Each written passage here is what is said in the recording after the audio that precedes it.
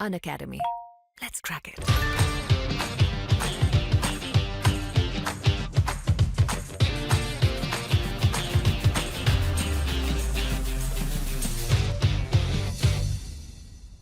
नमस्कार दोस्तों, welcome to सरकार स्टडी बेस। तो चलिए आज की इस क्लास में हम पढ़ने वाले हैं भारतीय समावेशी एवं नवाचार क्षेत्र। जैसे कि आपको पता है हमारे एमपीपीएससी जो मेंस है उसके अंतर्गत जो नया सिलेबस हमारा 2020 का, उसके अंतर्गत सारी चीज़ें हम कवर कर रहे हैं टॉपिक वाइज, और जिसमें हमारा जो है पेपर फर्स्ट ऑलरेडी कंप्लीट हो चुका है। पेपर फर्स्ट में पार्ट ए और पार्ट बी आपको देखने को मिलेंगे। टोटल आपको वहाँ कंप्लीट प्लेलिस्ट में मिल जाएगी सरकार स्टडी बेस एजुकेशन जो यूट्यूब चैनल है जिसमें आप अभी लेक्चर देख रहे हैं। इसके अलावा आपको देखने को मिलेगा जो मतलब पेपर टू है, पेपर टू के अंतर्गत आपको एक पार्ट ए और एक पार्ट बी देखने को मिलेगा। तो पार्ट ए में आपको देखने को मिलेगा इंडियन जो पॉलिटी है, इंडियन पॉलिटी के अंतर्गत आपको बहुत सारी चीज़ें उसमें देखने को मिलेगी। वो सारी चीज़ें वहाँ पे कंप्लीट हो गई है, प्लेलिस्ट में आपको मिल जाएगी। और अभी हमारा चल रहा है पार्ट बी, ठीक है। पार्ट ए हमारा कंप्लीट हो चुका है, पार्ट बी अभी चल रहा है। पार्ट बी में आपको इंडियन इकोनॉमी और सोशलॉजी देखने को मिलेगी, जिसमें हम बेसिक तौर पर अभी जो फर्स्ट यूनिट है वो कवर कर रहे हैं। और फर्स्ट यूनिट में आपको देखने को मिलेगा हमारा जो पहला टॉपिक है, यानी कि हमने पहले बेसिक कवर किए इंडियन इकोनॉमी के बारे में। उसके बाद हमारा जो पहला टॉपिक है जिसके अंतर्गत हमने देखे कृषि, उद्योग और सेवा क्षेत्र से संबंधित जो मुद्दे हैं और उनसे संबंधित कुछ पहल, उनके बारे में हम बात कर रहे हैं, जिसमें हमारी कृषि से रिलेटेड सारी चीज़ें कंप्लीट हो चुकी है। उसके अलग अलग लेक्चर आपको देखने को मिलेंगे बहुत सारे, पर मैंने पिछला मतलब जस्ट इसके पहले जो एक लेक्चर आया होगा 4 घंटे 16 मिनट के आसपास एक लेक्चर मिलेगा, तो उसमें आपको कंप्लीट एक ही जगह कृषि से संबंधित सारी चीज़ें देखने को मिल जाएगी। तो उसको आप जाकर देख सकते हैं, वो भी आपको यहाँ डिस्क्रिप्शन बॉक्स में लिंक में मिल जाएगा, या फिर आप देख सकते हैं यहाँ आई बटन में देखोगे तो यहाँ पे भी आपको मैं लिंक को अटैच कर दूंगा। तो दोनों ही जगह जाकर देख सकते हैं। जस्ट आप चैनल में जाएंगे तो इसके पहले वाला जो वीडियो है वो आपको देखने को मिल जाएगा।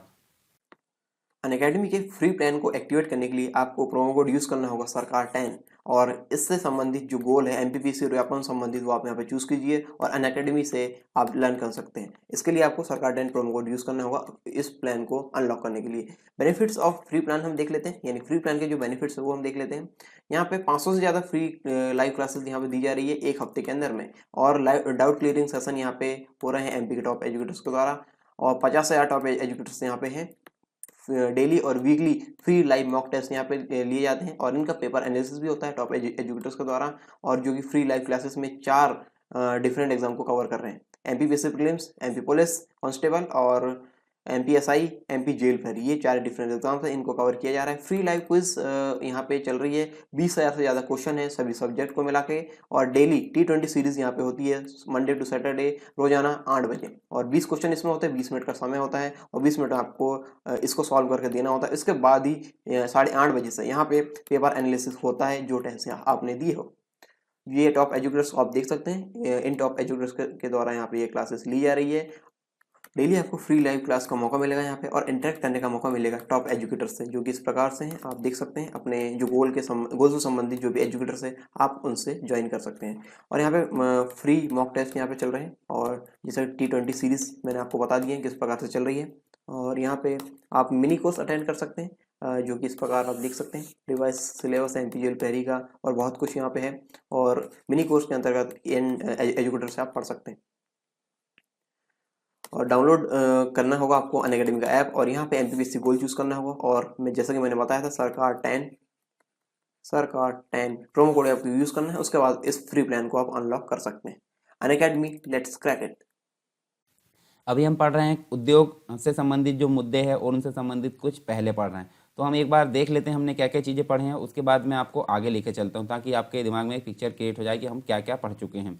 हालांकि आप पीछे का जो लेक्चर है वो देख चुके होंगे। तो हमने उद्योग और औद्योगिक विकास से संबंधित चीज़ें जाने, फिर हमने कुछ बेसिक चीज़ें यहाँ पे देखे, और औद्योगिक क्षेत्र कौन कौन से होते हैं भारत में। जैसे कि हमने बात करें, कुछ होते हैं सरकार के अंतर्गत यानी सार्वजनिक क्षेत्र कहलाते हैं, कुछ होते हैं निजी स्वामित्व के यानी निजी क्षेत्र होते हैं, कुछ दोनों मिलजुल कर यहाँ काम करते हैं जिसे हम संयुक्त क्षेत्र बोलते हैं, और कुछ होते हैं यहाँ पर सहकारी यानी कि कुछ लोगों का यहाँ ग्रुप बनाकर यहाँ पर काम कराया जाता है।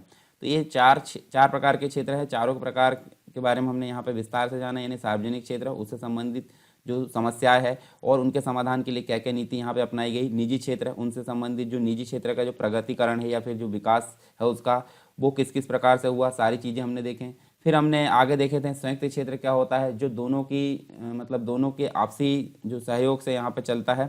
ठीक है, पीपीपी जिसे बोलते हैं पब्लिक प्राइवेट पार्टनरशिप। इसके साथ में हमने बहुत सारी चीज़ें देखी, समिति, दत्त समिति के बारे में जाने और किस किस प्रकार से शेयर का यहाँ बंटवारा होता है, यानी 25%, 51% और 74%। तो इस प्रकार से हमने ये सारी चीज़ें देखें। फिर सहकारी क्षेत्र के बारे में कुछ बेसिक चीज़ें जाने।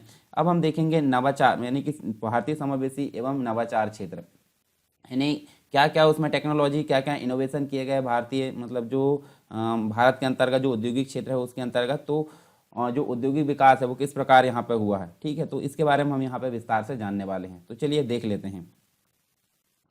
तो देखिए हम देखने वाले हैं सबसे पहले यहाँ पे जो 21वीं सदी की अगर बात करें, 21वीं सदी का मतलब क्या होता है, 2020 से 2021 के बीच का जो ड्यूरेशन है उसको हम 21वीं सदी के नाम से जानते हैं। और इसमें राष्ट्रीय प्रतिस्पर्धा और जो समृद्धि है उसके विकास में यहाँ पे अगर देखें तो नवाचार की एक महत्वपूर्ण भूमिका को देखते हुए भारत सरकार ने वर्ष 2010 से 2020 के दशक को नवाचार दशक घोषित किया है यहाँ पर। ठीक है, तो इसके अंतर्गत हमको बहुत सारी चीज़ें देखने को मिलती है। तो देखिए मैं यहाँ से थोड़ा सा क्लियर कर देता हूँ ताकि आपको अच्छे से क्लियरिटी हो जाए। अब देखिए यहाँ पे हमको देखने को क्या मिलेगा, राष्ट्रीय नवाचार परिषद। पहली चीज़ आपको देखने को मिल रही है राष्ट्रीय नवाचार परिषद। तो यह इसके अंतर्गत हम देखें तो जो भारतीय आवश्यकताएं है, भारतीय आवश्यकताएं और जो चुनौतियां होती है उसके अनुरूप यहाँ पे समावेशी विकास के लक्ष्य की पूर्ति हेतु 2010 में क्या हुआ था, यहाँ पे प्रधानमंत्री के जो लोक सूचना अवसंरचना और नवाचार, जिसे हम इंग्लिश में अगर बात करें तो public information infrastructure and innovation, short में अगर बोले तो PIII इसको हम बोल सकते हैं। PIII का मतलब क्या है, public information infrastructure and innovation, इसको हम बोल सकते हैं। और इसको हिंदी में अगर बात करें तो लोक सूचना अवसंरचना और नवाचार। इससे संबंधित जो सलाहकार है जिनका नाम था सैम पित्रोदा जो थे, उनकी अध्यक्षता में एक नवाचार परिषद की घोषणा की गई या गठन किया गया, जिसे हम नेशनल इनोवेशन काउंसिल बोलते हैं, इसका गठन किया गया। और राष्ट्रीय नवाचार परिषद का जो कार्य है, कार्य की अगर बात करें तो रणनीतियाँ होती है, जो स्ट्रैटेजी होती है, उनको यहाँ पे क्या करना, उनको लागू कराने में सहायता प्रदान करना। और इस संबंध में जो विचार विमर्श है, जो भी यहाँ पे डिस्कशन होता है, उससे संबंधित यहाँ पे सारी चीज़ों का विश्लेषण करना किसका काम होता है, राष्ट्रीय नवाचार परिषद का। तो ये एक प्रकार का इनोवेशन हम बोल सकते हैं, मतलब भारतीय उद्योग के संबंध में, जो कि 2010 में यहाँ सैम पित्रोदा की अध्यक्षता में इसका गठन किया गया था। इसके बाद हमको देखने को मिलता है एक और यहाँ पे भारतीय नवाचार कोष। भारतीय नवाचार कोष क्या होता है, जिसे हम इनोवेशन फंड ऑफ इंडिया बोलते हैं। और यहाँ बात करें हम तो 26 जनवरी 2014 की बात करते हैं। तो इसको राष्ट्रीय जो नवाचार परिषद है, और इसके साथ में ही राष्ट्रीय नवाचार परिषद और एक और है MSME का मतलब होता है ministry of micro small and medium enterprise, जिसे हम बोलते हैं सूक्ष्म लघु एवं मध्यम उद्यम मंत्रालय, इसको हम हिंदी में बोलते हैं। इन दोनों के सहयोग से, यानी राष्ट्रीय नवाचार परिषद और MSME की संयुक्त प्रयास से क्या हुआ, भारतीय जो समावेशी नवाचार कोष है, भारतीय समावेशी नवाचार कोष है, जिसे हम इंडिया इंक्लूसिव इनोवेशन फंड बोलते हैं, इसकी गठन की यहाँ पे घोषणा की गई दोनों के सहयोग से। अब इसके बाद क्या हुआ, भारत में जो समावेशी नवाचार कोष है, भारत के आर्थिक पिरामिड के या जो सबसे निचले स्तर की अगर बात करें तो सबसे निचले स्तर पर कौन रहता है, नागरिक रहते हैं। तो यहाँ पे नागरिकों की समस्याओं को हल करने के लिए यहाँ पे नवाचार और उद्यम की गतिशीलता में संबंध स्थापित करने का यहाँ पे प्रयास किया गया। और भारत जो समावेशी नवाचार कोष है, इसका जो गठन है, इसका गठन का उद्देश्य क्या था, अल्प सुविधा प्राप्त लोगों के जीवन को बदलने के लिए यहाँ पे जो जोखिम पूंजी यानी कि वेंचर जो कैपिटल है, उसके मॉडल का उपयोग करना था। तो ये था हमारा क्या, भारतीय नवाचार कोष। इसके बाद हमको देखने को मिलता है क्या, कुछ बेसिक चीज़ें देख सकते हैं हम यहाँ पे। बेसिक चीज़ों की अगर बात करें तो देखिए जो कोष है नवाचार कोष, इसका जो उद्देश्य पूंजी के एक नए वर्ग का सृजन करना था। और इसके अंतर्गत देखें तो इसके द्वारा उद्यमशीलता के कौशल होता है, स्किल्स होती है, और जो नवाचार होते हैं यानी कि इनोवेशन होते हैं, उसकी स्थापना और उनका मापन भी किया जा सके। साथ ही साथ अगर देखें तो भारतीय समावेशी नवाचार कोष उन नवाचारी जो उपक्रम है उसमें निवेश करेगा जो मापन योग्य, जो एक प्रकार से टिकाऊ है और जो लाभदायक है, इसमें हम देख सकते हैं। और इसके साथ ही यह कोष अल्प सुविधा प्राप्त जो नागरिक है उनके स्वास्थ्य की देखभाल करना था, खाद्य की व्यवस्था, पोषण, कृषि शिक्षा, कौशल विकास, ऊर्जा, वित्त समावेशन, जल स्वच्छता और जो रोजगार सृजन है, इन सभी क्षेत्रों की सामाजिक आवश्यकताओं को यहाँ पर रेखांकित किया जाना था।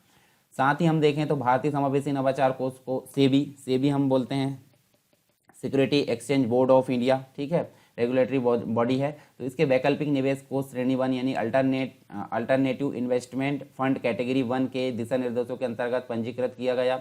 इसके अलावा भारतीय जो समावेशी है यहाँ पे, तो भारतीय समावेशी एक प्रकार से नवाचार कोष की अगर बात करें तो आरंभिक निधि यहाँ पे कितनी थी, इसकी आरंभिक निधि यहाँ 50 करोड़ के आसपास यहाँ देखने को मिलती है, ठीक है। और 20% यानी कि 100 करोड़ रुपए का योगदान सूक्ष्म लघु और उद्यम मंत्रालय के द्वारा किया जाएगा, तथा शेष जो है अन्य बैंकों के द्वारा। अन्य बैंक मतलब जैसे जो बीमा कंपनी हो गई, बैंक हो गए, और जो विदेशी वित्तीय व्यवस्था हो गई, विकास संस्था, ये सभी के द्वारा यहाँ पे इनकी व्यवस्था किया जाना था। यानी कि टोटल 500 करोड़ में से 100 करोड़ दिया जाना था किसके द्वारा, 100 करोड़ दिया जाना था एमएसएमई के द्वारा, और अन्य जो है अन्य कंपनी यानी बीमा कंपनी, बैंक, ये अन्य कंपनी के द्वारा यहाँ पे दिया जाना था।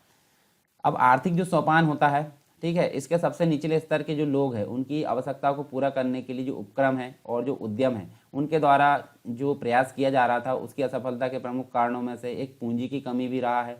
तो इन सभी को ध्यान में रखते हुए यहाँ पे ये व्यवस्था की गई। और भारत के अंतर्गत बात करें तो भारत समावेशी जो नवाचार कोष है, निवेश की कमी को दूर करने का एक प्रयास है। इसके द्वारा किए गए निवेश का न्यूनतम 50% भाग शुरुआत में उन्हीं उद्यमों में निवेशित किया जाएगा जो एमएसएमई के अंतर्गत आते हैं, यानी कि वो सूक्ष्म लघु एवं मध्यम उद्यम मंत्रालय के अंतर्गत यहाँ पे देखने को मिलते हैं। तो ये बेसिक चीज़ें हमने देखें यहाँ पे भारतीय समावेशी एवं नवाचार क्षेत्र के बारे में। अब आगे की चीज़ें हम यहाँ पे देखेंगे जो कि हमारे लिए बहुत इंपॉर्टेंट है। अनअकैडमी के फ्री प्लान्स के बारे में हम अभी देख चुके हैं, जैसा कि इसमें 500 से ज़्यादा लाइव क्लासेस मिल रही पर वीक और टॉप एजुकेटर्स द्वारा पढ़ाया जा रहा है। डेली और वीकली यहाँ पर मॉक टेस्ट हो रहे हैं और 4 डिफरेंट एग्जाम को यहाँ कवर किया जा रहा है। MPPSC prelims, MP police constable, MPSI, MP jail प्रहरी, और साथ ही यहाँ फ्री लाइव क्विज यहाँ पर चल रही है। 20 से ज़्यादा क्वेश्चन यहाँ पर कवर किए जा रहे हैं जो कि सभी सब्जेक्ट्स हैं। और डेली T20 सीरीज यहाँ पर चल रही है। 20 क्वेश्चन होते हैं, 20 मिनट में आपको इनके आंसर देने होते हैं। और इसके बाद ही 8:30 बजे से, ठीक है, ये सीरीज चलती है 8 बजे से, शाम को 8 बजे, मंडे से सैटरडे तक, सोमवार से शनिवार तक। और 8:30 बजे आपको इन पेपर संबंधित जो एनालिसिस है वो यहाँ पे दिए जाएंगे टॉप एजुकेटर्स के द्वारा। और इसके बाद जब आप प्लस सब्सक्रिप्शन लेंगे यानी प्लस वाले प्लान्स लेंगे तो उसमें आपको कुछ विशेष यहाँ पे सुविधाएं मिल रही है। जैसे यहाँ पे 4 अलग अलग तरीके के बैच बनाए गए हैं। कंप्लीट सिलेबस बैच है ये और वीकली मॉक टेस्ट इसमें होंगे। पहला बैच है 10 मंथ का, 10 मंथ फाउंडेशन बैच है। किसके लिए? एमपीपीएससी प्रीलिम्स और मेंस के लिए, जो कि डेडिकेटेड आंसर राइटिंग प्रैक्टिस वहाँ पे होगी और जो कि हर वीक यहाँ पे लॉन्च हो रहा है। अपने अनुसार आप वहाँ पे ज्वाइन कर सकते हैं। दूसरा बैच है 2 year foundation batch for MPPSC prelims and mains, और जो डिज़ाइन किया गया है अंडर ग्रेजुएट एस्पिरेंट्स के लिए, जो कि कॉलेज वगैरह में पढ़ रहे हैं अभी, उन स्टूडेंट के लिए ये डिज़ाइन किया गया है। और ये फोर्टनाइटली ये लॉन्च होते हैं। 120 डेज ये टारगेट स्टडी बैच है ये। और एमपीपीएससी प्रीलिम्स के लिए है और ये लॉन्च किए जाते हैं हर मंथ। 3 मंथ बैच है यहाँ पे for other MP exams. MP forest service, MP police constable, MP sub inspector, MP labour inspector launch किए जाते हैं ये हर महीने, ठीक है। तो अपने अनुसार आप इसमें ज्वाइन हो सकते हैं। इसमें फायदा और क्या मिलने वाला है आपको? 50 से ज़्यादा टॉप एजुकेटर्स है इसमें जो कि डेली लाइव क्लासेस ले रहे हैं। 500 से ज़्यादा लाइव क्लासेस यहाँ पे हर महीने हो रही है और जो कि सभी एग्जाम को कवर कर रहे हैं। इसमें जो तैयारी हो रही है एमपी के एग्जाम्स की, और डेडिकेटेड डाउट क्लियरिंग सेशन यहाँ पे लाइव क्लासेस में दिए जा रहे हैं। बाइलिंगुअल हिंदी और इंग्लिश क्लासेस यहाँ पर हो रही है। नोट्स दिए जा रहे हैं टॉप एजुकेटर्स के द्वारा। 20 से ज़्यादा एमसीक्यू है और जो कि डेली प्रैक्टिस में कवर किए जा रहे हैं सभी सब्जेक्ट्स के, जो पेड प्लान में आपको मिलने वाले हैं। अपकमिंग बैचेस की बात करूँ तो यहाँ पे लक्ष्य एमपीपीएससी 2020 बैच स्टार्ट हो रहा है 11 दिसंबर 2020 से, और फाउंडेशन बैच है यहाँ पे 10 मंथ का है और 23 दिसंबर 2020 से स्टार्ट हो रहा है। तो इसको आप सब्सक्रिप्शन कैसे लेंगे? सब्सक्रिप्शन आपको जब आप ऐप खोलेंगे तो एमपीपीएससी व्यापम संबंधित इस प्रकार का इंटरफेस मिलेगा और यहाँ पे आपको प्लस सब्सक्रिप्शन लेना होगा, ठीक है। 3 डॉट में क्लिक करके प्लस सब्सक्रिप्शन लेना पड़ेगा और यहाँ पे जाके गेट सब्सक्रिप्शन कीजिए। फिर आप यहाँ से अपने अनुसार जितने मंथ का आपको लेना आप ले सकते हैं और एनरोल कर सकते हैं अपने बैच में, जिस बैच में आपको एनरोल होना है। यहाँ पे बहुत सारे बैच बने हुए हैं जैसे कि हमने अब डिस्कस किए। उससे संबंधित जो डेडिकेटेड डाउट सेशन है और जो वीकली टेस्ट है वो भी आप यहाँ पे लॉग इन कर सकते हैं, ठीक है। इसमें ज्वाइन करके आप आसानी से इसको देख सकते हैं। Download Unacademy app now to crack MP and Vyapam exams, let's crack it. जिसके बारे में अगर बात करूं, यहाँ देखिए पहले तो हम देख लेते हैं वैश्विक नवाचार सूचकांक जो कि 2019 में यहाँ पे प्रकाशित किया गया था, ठीक है। मतलब उद्योग के क्षेत्र में यहाँ पे विश्व स्तर पर क्या क्या इनोवेशन किए गए, उसमें यहाँ भारत का स्थान कौन सा था, सारी चीज़ें यहाँ पे देखने को मिलती है।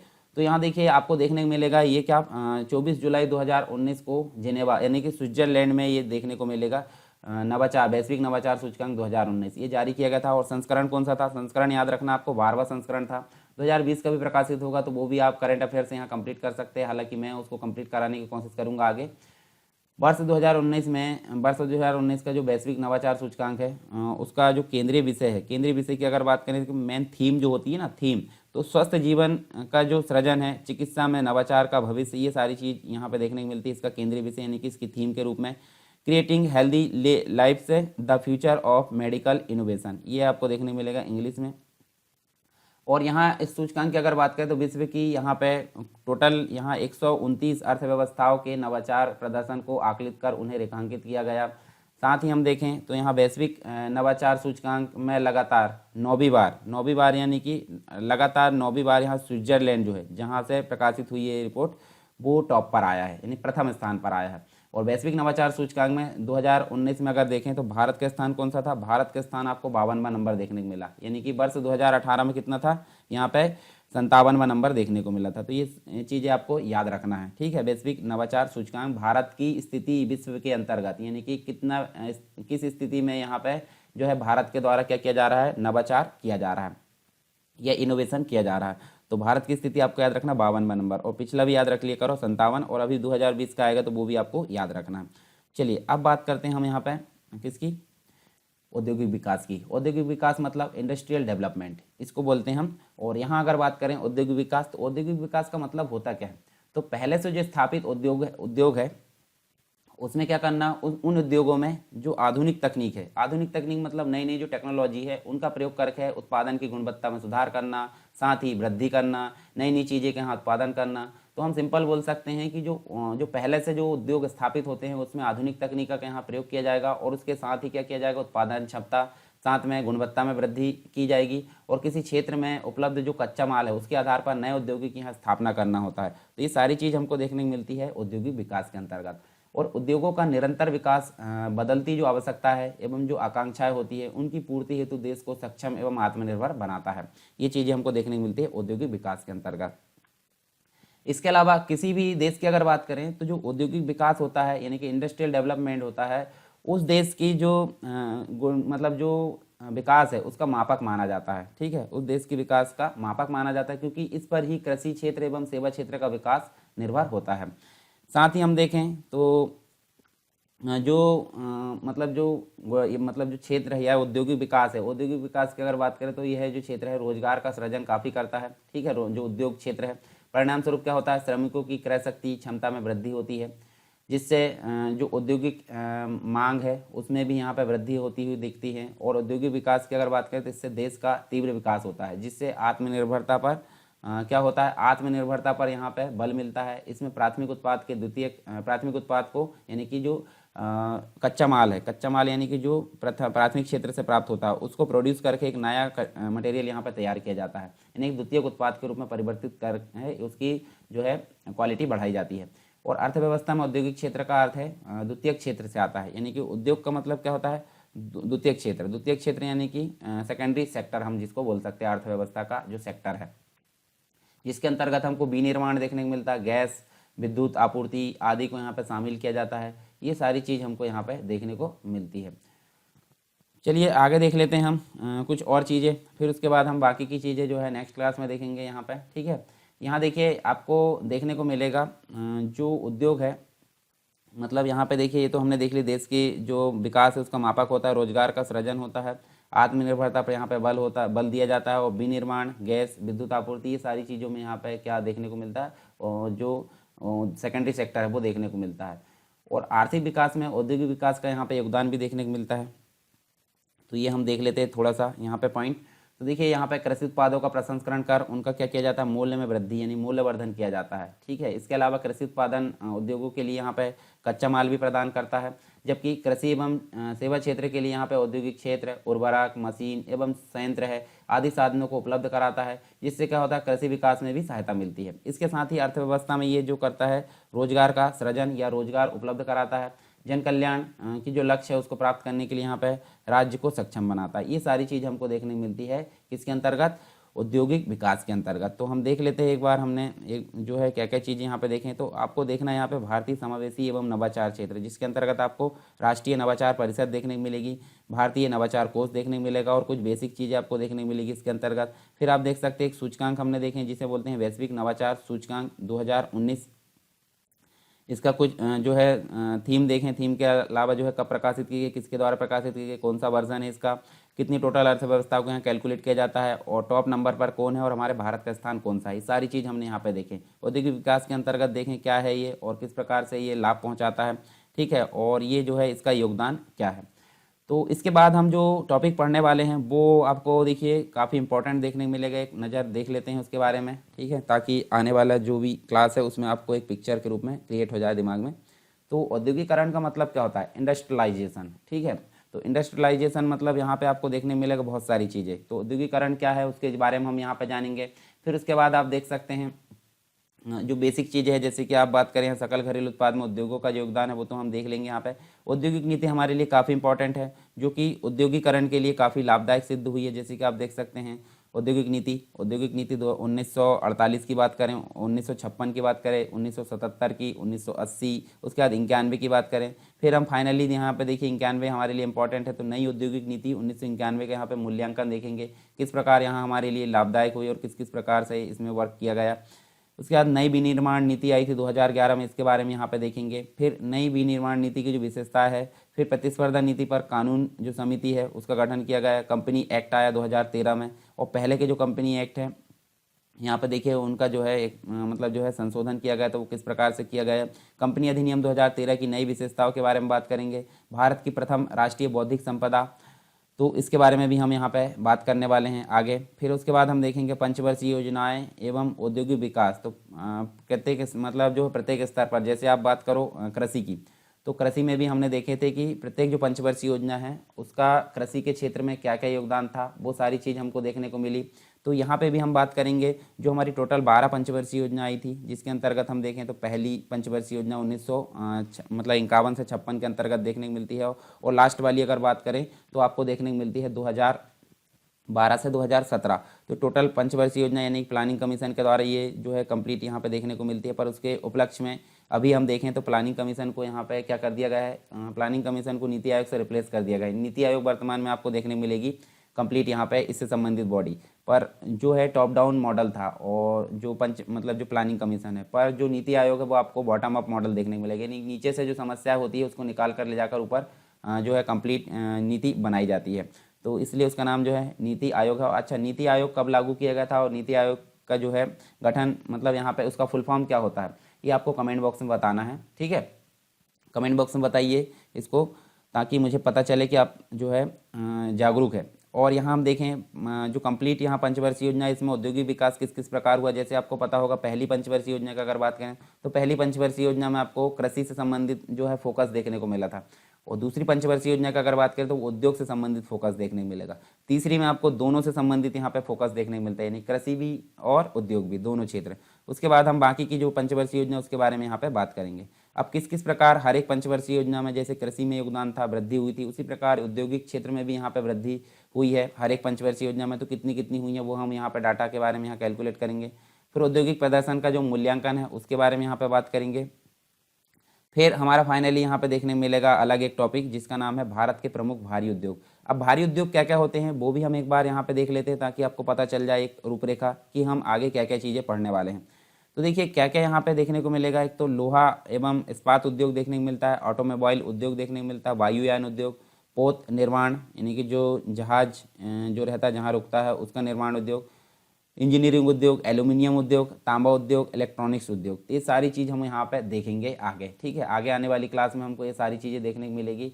तो कंप्लीट लेक्चर हमारा ये आने वाले जो है समय में होने वाला है, जिसके अंतर्गत देखिए लोहा इस्पात उद्योग की बेसिक चीज़ें, पूरे कुछ आंकड़े, कौन कौन से कारखाने उसमें उपस्थित है, उसकी स्थितियाँ क्या है भारत के अंतर्गत, ठीक है। मैप के साथ में यहाँ सारी चीज़ें देखेंगे। स्वतंत्रता पूर्व स्थापित जो लोहा इस्पात उद्योग उसके कारखानों के बारे में बात करेंगे, ठीक है। बेसिक तौर पर यहाँ मैप से हम सारी चीज़ें जो है इंडिकेट करेंगे। ऑटोमोबाइल उद्योग के बारे में देखेंगे। फिर हम यहाँ पे देखें नेक्स्ट अगर देखें तो वायुयान उद्योग, फिर पोत निर्माण उद्योग, इंजीनियरिंग उद्योग, एल्यूमिनियम उद्योग, ठीक है। और यहाँ देखिए प्रमुख एल्यूमिनियम से संबंधित जो कंपनी है, जैसे वाल्को है, नाल्को है, हिंदाल्को, ये सारी चीज़ें हम यहाँ पे देखेंगे कंप्लीट तौर पर। तांबा उद्योग, कॉपर जो इंडस्ट्री है उसके बारे में देखेंगे, इलेक्ट्रॉनिक्स उद्योग, ये सारी चीज़ हमको यहाँ पे देखने को मिलेंगी। फिर उसके बाद हम देखेंगे कृषि से संबंधित उद्योग, यानी कि कृषि से संबंधित जो उद्योग है वो उसके अंतर्गत यहाँ पे देखने को मिलेंगे। तो ये हम बेसिक तौर पर आने वाले कुछ समय में मैं और आगे आपको बता दूंगा कि हम क्या क्या पढ़ने वाले हैं, तो एक जो है रूपरेखा आपके दिमाग में आ जाएगी। ठीक है, तो इस प्रकार से हमारी सारी क्लास यहाँ पे होने वाली है आगे चलकर, और काफ़ी जो है लंबा मतलब जो है लेक्चर होने वाला है। जो उद्योग से संबंधित जो भी है हमारा टॉपिक, उसको मैं आगे जाकर पूरे जो लेक्चर है एक साथ उसको डाल दूंगा, यानी कि कंप्लीट लेक्चर इसके आ जाएंगे प्रतिदिन। उसके साथ में आपको आगे जाकर एक लेक्चर देखने को मिलेगा जो औद्योगिक विकास है उससे संबंधित। ठीक है, उद्योग है, उद्योग से संबंधित मुद्दे हैं, उनसे संबंधित जो पहल है वो सारी चीज़ आपको देखने को मिलेंगी एक साथ। अभी तो आप डेली थोड़ा थोड़ा यहाँ पर देखते जाइए। ठीक है, फिर आगे जाकर मैं उसको कंप्लीट यहाँ पे मर्ज कर दूंगा। और एक चीज़ और यहाँ पे देखें तो आपको अगर टेलीग्राम चैनल आपको यहाँ पे ज्वाइन नहीं करे आपने, तो इसमें आप ज्वाइन कर सकते हैं। चर्चा परिचर्चा जो ग्रुप है उसको भी आप ज्वाइन कर सकते हैं, और उत्तर लेखन ग्रुप है उसको भी आप ज्वाइन कर सकते हैं। तो काफ़ी फ़ायदा होने वाला है, इससे आप जुड़ जाओगे तो। और पिछले जो लेक्चर है आप टेलीग्राम मतलब यहाँ पे टेलीग्राम में तो आपको लिंक मिल जाएगी, पर ढूंढना पड़ेगा। आप चैनल में जाइए तो प्लेलिस्ट में आपको परफेक्ट अलग अलग जो है प्लेलिस्ट वहाँ पे देखने को मिलेगी, तो उनका प्रयोग करके आप सारी चीज़ें वहाँ पे देख सकते हैं पीछे। तो इस क्लास में इतना ही, मिलते हैं नेक्स्ट क्लास में, तब तक के लिए जय Hind. Unacademy. Let's crack it.